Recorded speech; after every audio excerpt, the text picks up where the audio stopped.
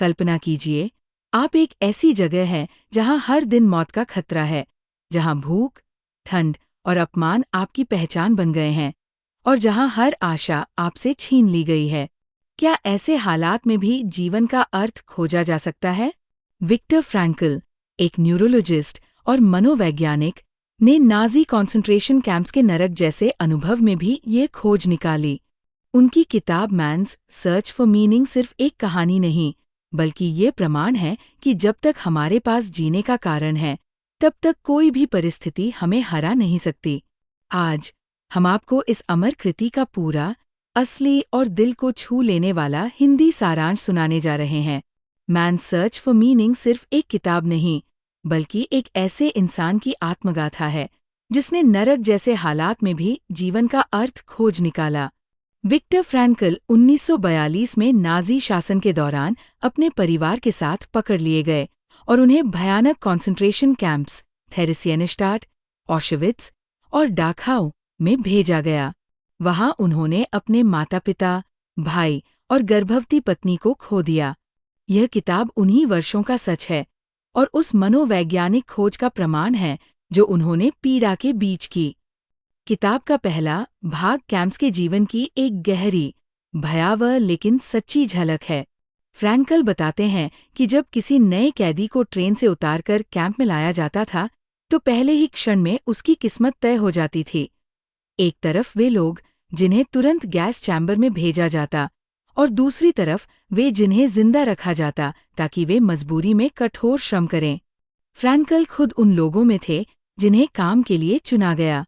Camp में हर दिन भूख, ठंड, गंदगी, बीमारियां और अपमान से भरा होता था।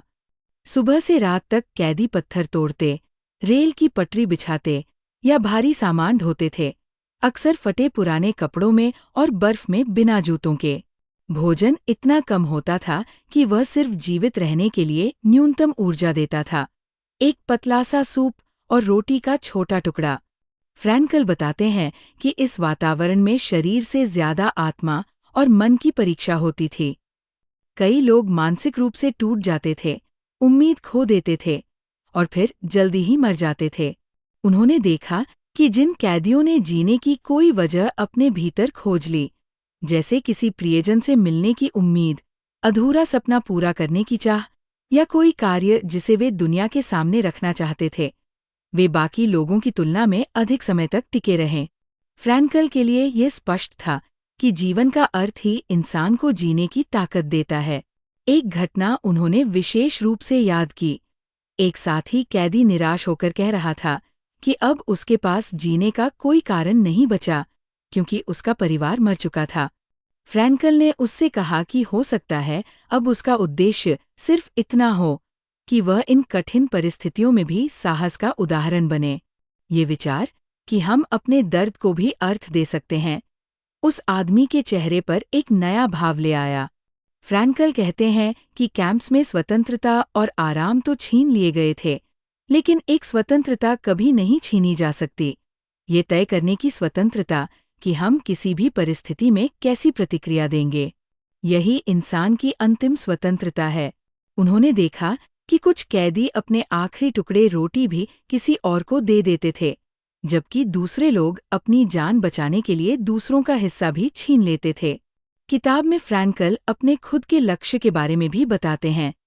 वह हर दिन खुद से कहते थे कि उन्हें जीवित रहना है ताकि एक दिन वे अपने अनुभव और अपने विकसित होते विचारों को किताब के रूप में दुनिया के सामने रख सकें। यह उद्देश्य उन्हें मानसिक रूप से टिकाए रखता था। कैंप्स में सबसे कठिन समय सर्दियों की सुबह थी, जब उन्हें कड़ाके की ठंड में घंटों खड़ा रहना पड़ता और फिर थकाने वाला काम करना पड़ता। फ्रैंकल याद करते हैं कि ऐसे समय में वह अपने मन में अपनी पत्नी का चेहरा लाते थे, उनसे बातें करते थे और ये एहसास उन्हें जीने की ताकत देता था। भले ही वो ये न जानते हों कि उनकी पत्नी जिंदा है या नहीं, लेकिन उनके प्रति प्रेम उन्हें मानसिक रूप से जीवित रखता था।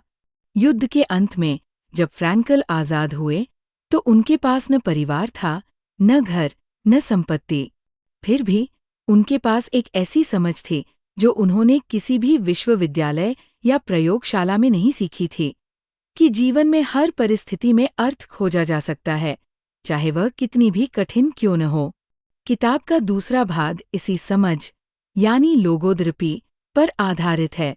लोगोद्रपी का मूल विचार है कि इंसान का सबसे बड़ा प्रेरक सुख या शक्ति नहीं, बल्कि जीवन का अर्थ है।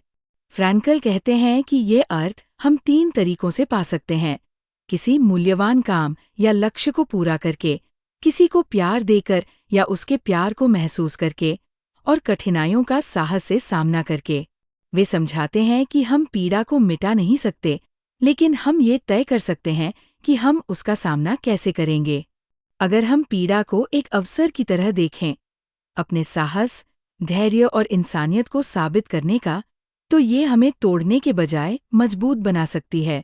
उनका ये विचार, suffering ceases to be suffering at the moment it finds a meaning, पूरी किताब का सार है।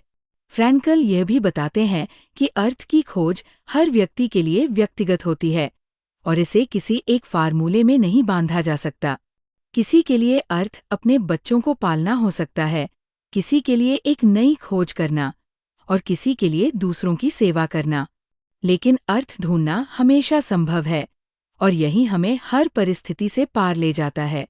किताब के अंत में फ्रैंकल कहते हैं कि हम सभी के जीवन में कठिनाई, हानि और निराशा के पल आते हैं, लेकिन इन पलों में ही हमारे पास अपनी सोच और प्रतिक्रिया चुनने की ताकत होती है।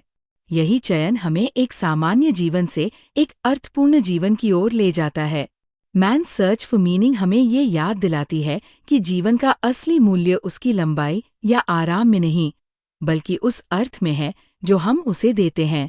विक्टर फ्रैंकल ने नरक जैसे हालात में भी ये अर्थ खोजा और इसे दुनिया के साथ साझा किया।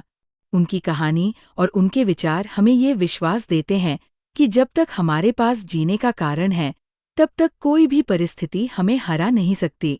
मैन सर्च फॉर मीनिंग हमें ये याद दिलाती है कि दर्द, हानि और संघर्ष जीवन का हिस्सा है, लेकिन अगर हम उनमें अर्थ खोज लें, तो वे हमें तोड़ने के बजाय मजबूत बना सकते हैं। तो अगली बार जब जिंदगी आपके सामने चुनौती रखे, खुद से पूछिए, मेरा जीने का कारण क्या है? क्योंकि वही कारण आपको अंधेरे से रोशनी की ओर ले जाएगा। लाइक, शेयर और सब्सक्राइब जरूर करें। मिलते हैं अगली वीडियो में एक और किताब के साथ।